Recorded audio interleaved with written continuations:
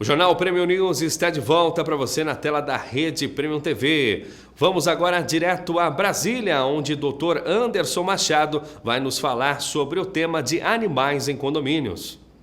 Alô Henrique, prazer estar aqui com vocês novamente na Rede Premium News TV, trazendo novidades aí da área condominial. Mais uma vez temos questões importantes para trazer aos telespectadores, aos síndicos, condôminos, aqueles que moram realmente em condomínio e têm interesse em conhecer um pouco mais, né? Hoje eu estou aqui com uma convidada especial, doutora Luciana Borges. Uma alegria, doutora?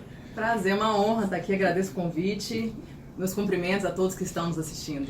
Obrigado, doutora. A doutora Luciana, como já foi apresentada aqui, eu já participou de outros programas, é uma especialista, uma advogada, especialista na área condominial, na área imobiliária, e tem trazido aí diversas questões. E hoje vamos falar de um tema realmente muito relevante diante de uma decisão do mês passado do Superior Tribunal de Justiça sobre a questão dos animais, que isso gera uma repercussão gigante, né? E a gente sabe que a mídia, ela de uma forma muito sensacionalista, traz questões dizendo que não pode haver proibição, se há limites no ar. Então, doutora, o que acontece? Hoje, falando especificamente sobre essa questão dos animais, diante dessa decisão, a gente sabe que muitos síndicos, você até comentou comigo, te ligaram, procuraram para saber como fazer, como proceder, já que lá diz o artigo 1348 do Código Civil, dos deveres do síndico, diz o quê? Que o síndico deve obedecer à convenção, à lei maior do condomínio, o regimento interno que traz as normas de condutas e as decisões de assembleia. Então o síndico, há decisões, o que eu faço? Na convenção há proibição, quais são os limites, o que fazer, como fazer, né? Então, diante da polêmica, doutora, o que a gente poderia trazer de informação aí para os nossos telespectadores nesse sentido? O que aconteceu, como é que está essa repercussão? Você tem visto aí nos condomínios que você trabalha, doutora? Então, a maior dúvida, né, que tem se questionado é se realmente pode a convenção proibir ou não a existência de animais domésticos, né, no seu recinto. E a resposta para essa pergunta é, a priori, não pode proibir a existência de animais domésticos. É um dado até interessante, o Brasil é um dos países que mais tem animais domésticos, né, no mundo. Então é interessante, é uma questão, por isso que é uma questão muito polêmica, porque realmente é difícil haver um condomínio que não haja um morador que tenha, sim, animais domésticos, né? Isso. Então, desde que não vá a presença do animal, não vá contra os 3 S's que nós costumamos chamar, né? Não comprometa a saúde, a segurança e o sossego dentro, né, do condomínio, não há por que proibir. Então a convenção não pode proibir. O que pode acontecer é o regimento interno estabelecer normas de conduta, normas de convivência. Quais são os limites, o que pode se fazer ou não fazer dentro do condomínio, como vai utilizar as áreas, né, de uso comum. Então, assim, pode determinar como que vai acontecer a convivência harmoniosa entre os condôminos, né? E é importante, doutora, a gente também citar essa questão de que o regimento pode trazer essas características, mas essas características também há limites, que há algumas que são impostas pelo regimento, que você pode trazer aí questões que realmente não tenham condições. Por exemplo, descer com animais em elevadores de serviço, sem problema, é uma das condições que pode ser atribuída. Sim. Os animais fazerem suas necessidades em determinados pontos, né, e ter a obrigatoriedade aí do proprietário do animal ir lá e recolher as necessidades, deixar limpo, sim, né, mas há limites também, porque já vi casos em condomínios de ter que carregar a obrigatoriedade de, quando adentrasse ao elevador, carregar o animal no colo, né? Aí você imagina uma senhora aí de 60, 70 anos carregando um animal de médio, grande porte no colo, que condição ela teria? Então é uma abusividade também de normas que, quando se for rever um regimento interno, tem que haver limites do que vai impor em relação à questão dos animais. Eu tive um caso também no condomínio que tinha 15 andares, dizia que os animais tinham que descer e subir de escada. Ou seja, você imagine como é que uma pessoa, mas também que não tenha condições de subir 15 andares ou descer com o animal, não vai descer. Então, realmente são questões muito abusivas que tem que ser tomado um certo cuidado, né? Mas assim, falando de animais, eu vejo, doutora, que essas decisões, essas polêmicas, na verdade já tem muitos anos, já tem muito tempo que os tribunais já se manifestam em relação a isso, né? Mas há divergências ainda, na primeira instância, na segunda, porque alguns juízes seguem muito essas questões de norma da convenção, do regimento, e seguem de forma direta. Se haver a proibição, vai continuar. E como é que você tem visto isso, o judiciário, nesse ponto? O que você tem observado que há realmente esse conflito de decisões, isso gera insegurança jurídica? Ou há uma repercussão geral em relação ao que o STJ decidiu, doutor? O entendimento geral é que, desde que, como eu falei anteriormente, desde que não vá de encontro aos 3 S's, né, o sossego, segurança e salubridade, a saúde, né, não há por que proibir. Então, o entendimento majoritário é esse. E o STJ veio consagrando esse entendimento, né, de um caso específico. Então, não é assim, ainda uma repercussão geral, por isso que ainda há essas limitações, essas controvérsias, né? Ele veio consagrando esse entendimento majoritário.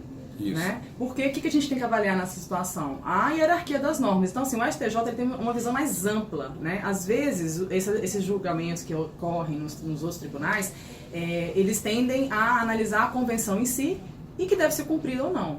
E no STJ, quando chega lá, a gente vai analisar a hierarquia das normas. Então, assim, o direito de propriedade, o direito de animal, esse é um direito constitucional. E a Constituição é a nossa lei maior, então ela tem que ser obedecida. Após a Constituição, nós temos o Código Civil. Né? Então, assim, por exemplo, no Código Civil, no seu artigo 1335, o que ele diz lá no seu inciso 1?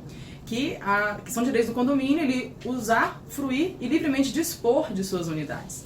Né? Então, assim, desde que, aí vamos ler também aqui o artigo 1336, que são deveres do condomínio, desde que, né, no seu inciso 4º lá, que, olha, dar às partes a mesma destinação que tem a edificação e não utilizar de maneira prejudicial ao sossego, à salubridade e segurança dos possuidores ou dos bons costumes. Né? Então, assim, quem quiser consultar também, gente, o Código Civil, as outras leis, entre no site do planalto.gov.br, porque sempre vão estar as leis lá atualizadas. Né? Então, acho interessante que a gente saiba.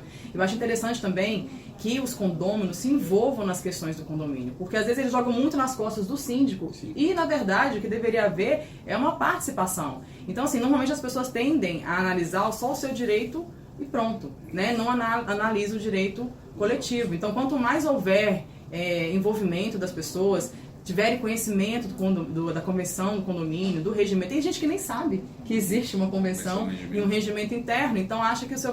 Né? Então, assim, a gente tem que obedecer às normas dentro da razoabilidade para que haja uma convivência harmoniosa e desde que sejam obedecidas as normas. Então, se é um direito constitucional previsto também no Código Civil, como é que vai vir uma convenção de condomínio que é inferior, né, em termos, né, de hierarquia, e colocar alguma coisa contra? Então, daí o entendimento do STJ nesse sentido. Perfeito. É importante também a gente citar, doutor, uma questão muito que acontece nesse sentido, assim, por exemplo, nós sabemos que determinadas... Não vamos pensar num caso que a convenção proíbe. Por exemplo, posso ter um animal.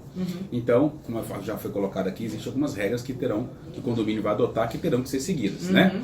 Mas às vezes também no condomínio posso ter, por exemplo, uma unidade né, em cima, sim. Que você tem lá um cachorro pequeno que ele fica andando de madrugada, incomodando o vizinho aqui embaixo, e isso pode se gerar uma polêmica, um problema entre essas unidades, né?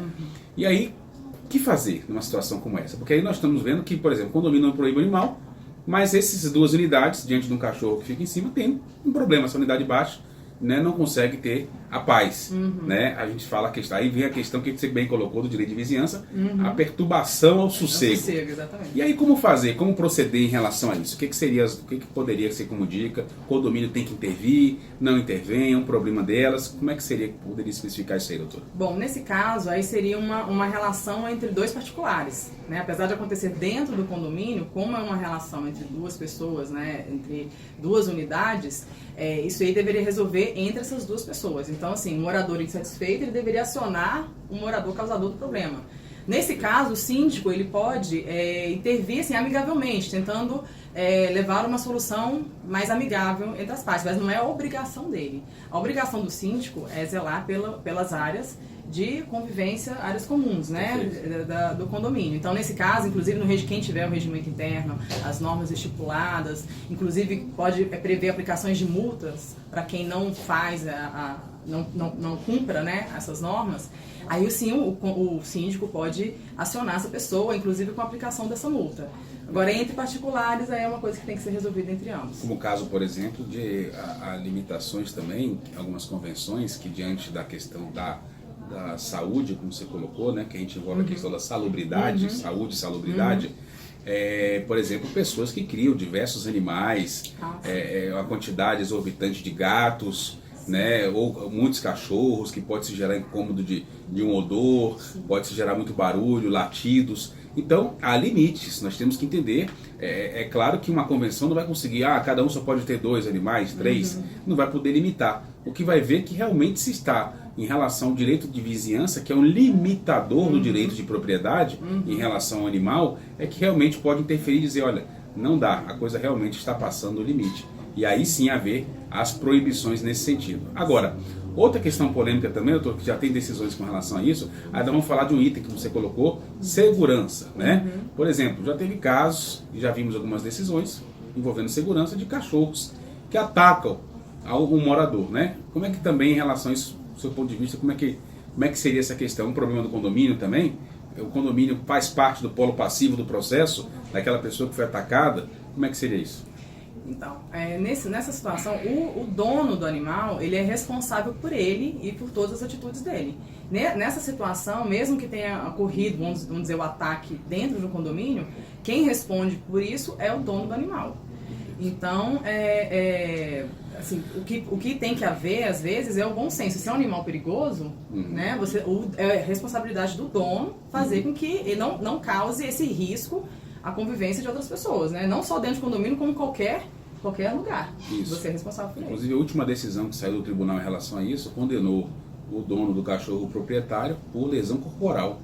Né, o cachorro aí atacou uma pessoa dentro do elevador, dando um exemplo, né, e consequentemente, é claro que aí a pessoa que foi prejudicada, né, que foi lesada, ela entrou com uma ação contra o dono e o condomínio foi excluído do polo passivo, porque não tem culpa, né, estavam seguindo as regras. Agora, é muito importante também, quando a gente fala de condomínio não se eximir da responsabilidade, entre aspas, tá? Porque é o seguinte, existem regras quando existe um animal dentro do condomínio.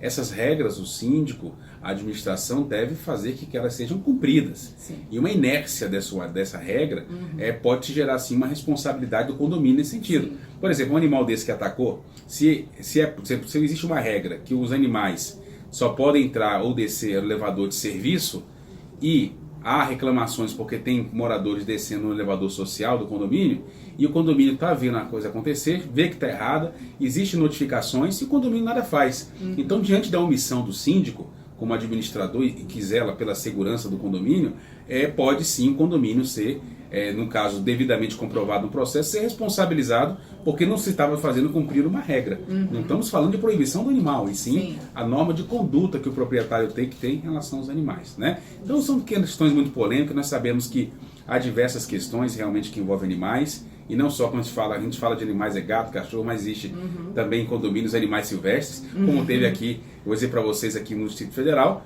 num bairro chamado Águas Claras, teve uma senhora que criava uma cobra, e essa cobra sumiu dentro do condomínio, e foi um desespero, as pessoas, isso aconteceu, um caso real, né, saiu na mídia, e aí, cadê a cobra, né? Claro que chamaram o corpo de bombeiros juntamente com o IBAMA, foram até o condomínio para achar a cobra que estava escondida. Então, isso se gerou durante 2 dias aí, um pandemônio dentro do condomínio por conta do animal silvestre, né? Então, há limites, nós temos que realmente rever essas situações e poder trazer informações. Doutora Luciana, nosso tempo já acabou, muito obrigado por estar aqui presente.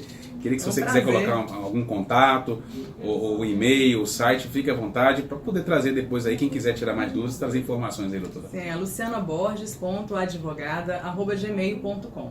Uma satisfação imensa estar aqui. Doutora, muito obrigado, prazer. Espero contar com vocês aqui em outros programas, viu? Certeza. Alegria grande, tá bom? Com certeza. Henrique, meu caro amigo, com você aí. Muito obrigado, doutor Anderson, pelas informações e o aguardo na semana que vem. Obrigado a você pelo carinho e audiência de sempre. Nos encontramos na próxima edição. Um excelente fim de semana e até lá.